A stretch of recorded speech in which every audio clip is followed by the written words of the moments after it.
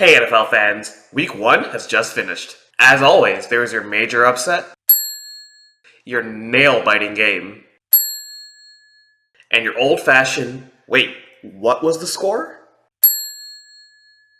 Well, Week 2 is finally upon us, so here are my hot 6 picks against the spread for Week 2 of the NFL. So, on one side, you have the Jacksonville Jaguars defense, who put up a great showing against the Houston Texans offense. That being said, it was the Houston Texans offense with that horrendous offensive line. There's simply no way you can expect that Jacksonville defense to repeat a 10-sack performance against these Tennessee Titans. Is that defense underrated? Definitely, but I would not put it amongst the premier defenses in the NFL, at least not yet. Leonard Fournette was excellent. 26 rushes for 100 yards in a rookie performance is nothing to scoff at. But along with that, you have Blake Bortles, an unproven quarterback who only put up 125 yards in his first week. With some film on them finally, I don't think they're going to click the way they did against the Tennessee Titans. And remember, Tennessee was supposed to come into this season as a dark horse favorite to make the playoffs and maybe make a run at the Super Bowl. Marcus Mariota and that offense are excellent, along with that offensive line.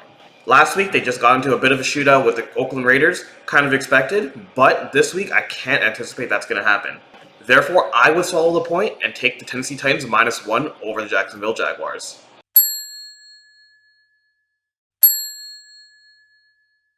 Here, you have two teams going in opposite direction. On one side, you have a team that was probably going to tank coming into the season with the Buffalo Bills. On the other side, you have the Carolina Panthers, a team looking for redemption from last year's disastrous season. This is going to be my quick pick. I don't think that the Buffalo Bills defense is going to be able to stop Christian McCaffrey, Jonathan Stewart, Cam Newton, Kelvin Benjamin, and that versatile new offense the Carolina Panthers are running. I'm happy taking the 6.5 points here and swallowing it for Carolina.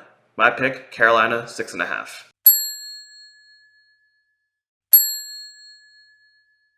So the Minnesota defense put up a hell of a game against Drew Brees last week. At home, they were able to hold him to 291 yards and just a touchdown and a total of 19 points for the Saints. But now they're going to go on the road into Pittsburgh. Now, Pittsburgh did not look that great in their opening game. But there's some changes in the offense. Le'Veon Bell just joined back, and there wasn't very clear on how many carries that he would actually get. This week, I expect a much more fluid offense at home from Pittsburgh, with Le'Veon Bell back in the mix, and Antonio Brown and Martavis Bryant deferring some action from him.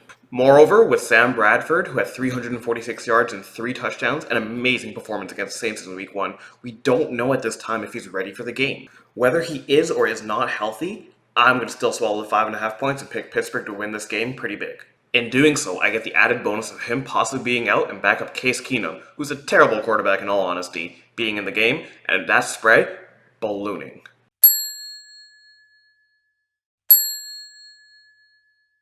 I'm actually pretty excited to watch this game.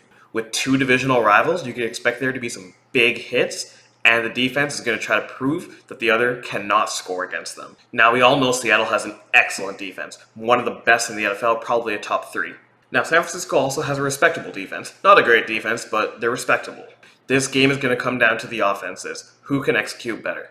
On one side, you have the San Francisco 49ers going into Seattle with one of the most hostile crowds in the NFL. And remember, the San Francisco 49ers only put up 3 points against the Carolina Panthers defense in Week 1. More gruesome than that, Brian Hoyer only converted 2 third downs in the entire game. Not a recipe for success. As prolific as Seattle has proven to be in the past, I expect actually a low-scoring game with the defense is dominating. And because of that, I have to take the +14 for the San Francisco 49ers. In the NFL, you almost have to take the plus when you get a spread that large because any game can become a close game.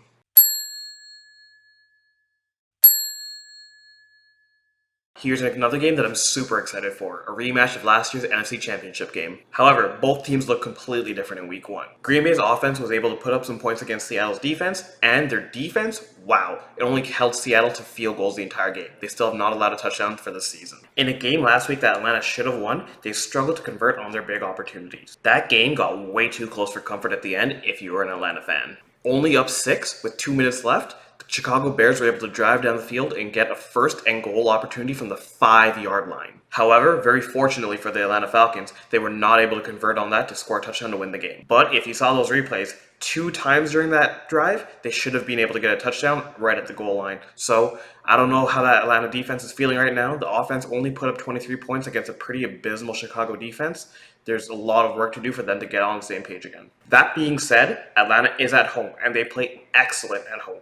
So, this should be a high-scoring game, I think. Both defenses are going to struggle to hold those offenses. Big players, Julio Jones, Jordy Nelson, Devontae Freeman, Ty Montgomery, the list goes on and on. And of course, you have the quarterbacks, Matt Ryan and Aaron Rodgers. But if there's one thing that I learned in my NFL career is if I can get Aaron Rodgers with the plus, I'm always going to take it. He's capable of winning any game.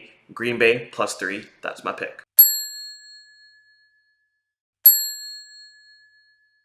Finally, we have the Monday Nighter, the Detroit Lions visiting the New York Giants. Let's all get it real. The Giants looked absolutely abysmal without Odell Beckham Jr. in that offense. As great as that defense has the potential to be, they're not going to win any games unless ODB is the man. Detroit, however, they had an abysmal start, down 10-0 to the Arizona Cardinals at home.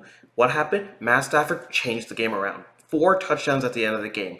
He made that offense click. Not only that, the Detroit defense was able to get 3 interceptions against Carson Palmer. That Detroit team is a bit underrated in my opinion. They played pretty well last year and did not get the respect they deserved. This year, I think Matt Stafford, with that big contract, he's going to try to step up to the game, prove to everyone that he is worth that money, and try to make a statement here. Even though this game is on the road, I'm still going to take the Detroit Lions +3.